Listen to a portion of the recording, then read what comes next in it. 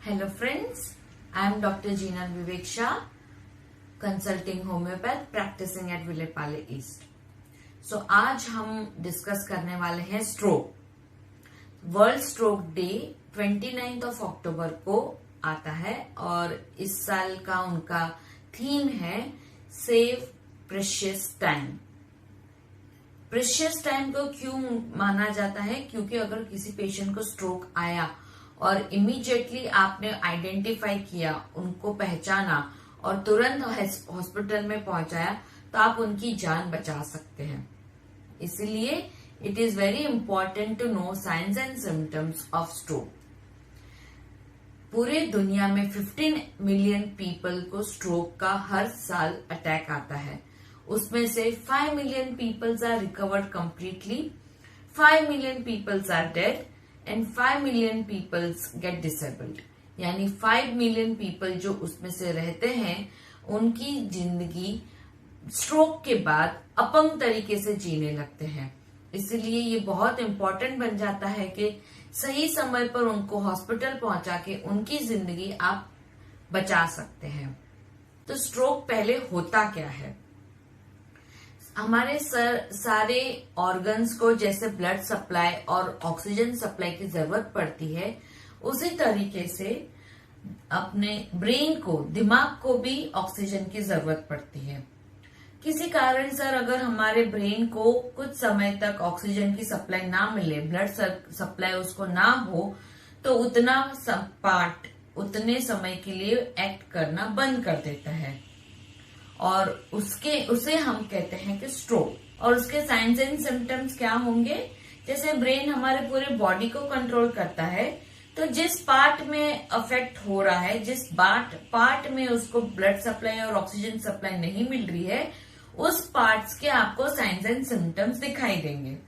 For example, उनको अगर symptoms में आप देखेंगे कि उनके फेस के जो एक्सप्रेशन है वो चेंज हो रहे हैं. वो आपको हाथ और पैर में वीकनेस आने लगेगी, स्माइल नहीं कर सकते, यानी एक साइड की स्माइल उनकी ऐसे ऊपर रहेगी, एक साइड से वो स्माइल नहीं करेंगे. उनकी स्पीच जो है वो लड़खड़ाएगी, वो क्लियरली बोल नहीं पाएंगे. अगर ये सिम्टम्स आप किसी में देखते हो तो आपको तुरंत ही एम्बुलेंस को कॉल करना है और पेशेंट को तुरंत हॉस्पिटल में पहुंचाना है. तो ये आप याद कैसे करोगे कि ये पेशेंट में सिम्टम्स दिखे तो हमें रिएक्ट करना है? इसलिए एक वर्ड बनाया गया है fast, FAST. F stands for face, यानी फेस एक्सप्रेशन. आपको स्माइल देखकर आप उनको बता पाओगे कि उनको अटैक आया है. A स्टैंड्स फॉर आर्म्स, यानी आप उनको कहेंगे कि दोनों हाथ ऊपर कीजिए, वो नहीं कर पाएंगे. S यानी स्पीच, यानी आप उनको बोलेंगे कि कुछ बताइए, कुछ बोलिए, आपका नाम बताइए, तो वो सही तरीके से सेंटेंस या वर्ड्स फ्रेम नहीं कर पाएंगे. यानी T यानी this is the time to call an ambulance. ये टाइम है आपको एम्बुलेंस कॉल करके उनको तुरंत पहुंचाना. दूसरे भी सिम्टम्स है जैसे कि लॉस ऑफ बैलेंस, वो सही तरीके से चल नहीं पाएंगे, कंफ्यूजन होना माइंड में, बराबर से दिखाई न देना और बहुत सारे मेमोरी लॉस, यानी कि वो आपको पहचान ना पाए या किसी का नाम ना बता पाए.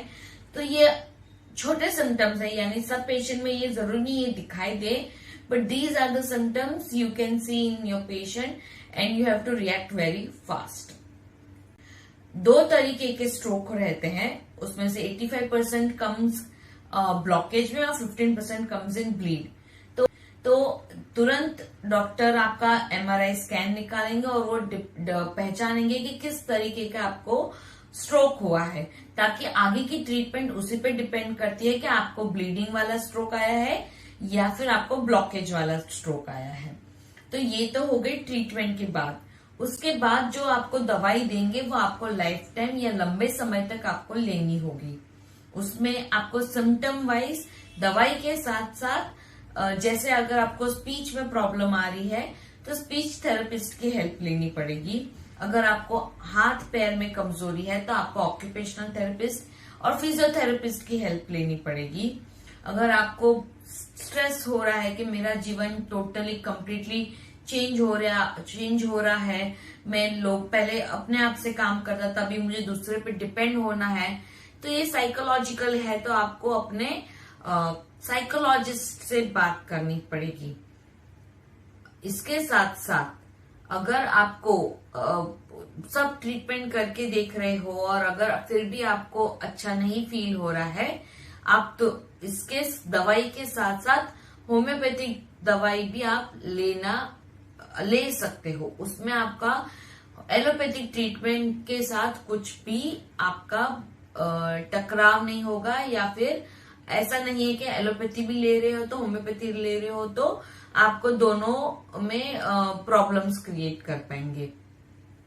ये तो हो गई कॉज, साइंस एंड सिम्टम्स और ट्रीटमेंट के बारे में। अब आप पूछोगे कि इससे बचा कैसे सकते हैं।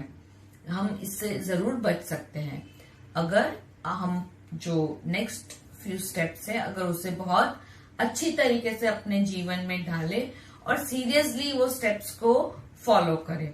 फॉर एग्जाम्पल, अगर आपको हाई बीपी की इश्यू है तो मैक्सिमम टाइम जैसे आपकी दवाई रेगुलरली लेनी है और जितना कंट्रोल में रख सको अपना बीपी उतना कंट्रोल में रखना है। अगर आपको डायबिटीज है तो जो रेंज हम बोलते हैं वो रेंज में HbA1c आपको लाना है और रेगुलरली चेकअप करवाना है, ताकि आप पता लगा सके कि आपका डायबिटीज जो शुगर लेवल्स है वो अप जा रहा है, डाउन जा रहा है, और मेंटेन करना है। कोलेस्ट्रॉल लेवल्स, अगर आप देख रहे हो कि आपका कोलेस्ट्रॉल हाई रह रहा है, मैक्सिमम टाइम जैसे आपकी दवाई रेगुलरली लेनी है और जितना कंट्रोल में रख सको अपना बीपी उतना कंट्रोल में रखना है। अगर आपको डायबिटीज है तो जो रेंज हम बोलते हैं वो रेंज में HbA1c आपको लाना है और रेगुलरली चेकअप करवाना है, ताकि आप पता लगा सके कि आपका डायबिटीज जो शुगर लेवल्स है वो अप जा रहा है, डाउन जा रहा है, और मेंटेन करना है। कोलेस्ट्रॉल लेवल्स, अगर आप देख रहे हो कि आपका कोलेस्ट्रॉल हाई रह रहा है तो उसे मैनेज कीजिए। Healthy diet is very important. आपको हेल्दी डाइट प्रेफर करना है, ज्यादातर शुगर कंजम्पशन नहीं करना है, फ्राइड फूड नहीं खाने हैं, तेल घी मसाले वाले चीजें नहीं खानी है, और ये फॉलो करना है। और एक्सरसाइज, बी वेरी एक्टिव। अगर आप एक्टिव रहोगे तो ये स्ट्रोक और बहुत सारे दूसरे भी रोगों से आप बच सकते हो। साइड बाय साइड आपको 8 घंटे की स्लीप और स्ट्रेस फ्री जीवन ये बहुत इम्पोर्टेंट है, और ये सारे सिम्टम्स को अवॉइड करने में आपकी हेल्प होम्योपैथी कर सकता है।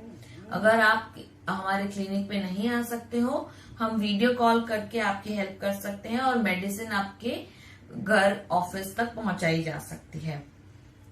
अगर आपको और या फिर आपके फैमिली में से किसी को भी ये आप देखते हो, be very active, be very alert, और उनको तुरंत पहुंचाइए हॉस्पिटल में। और याद रखिए ये word FAST, fast, and react very fast.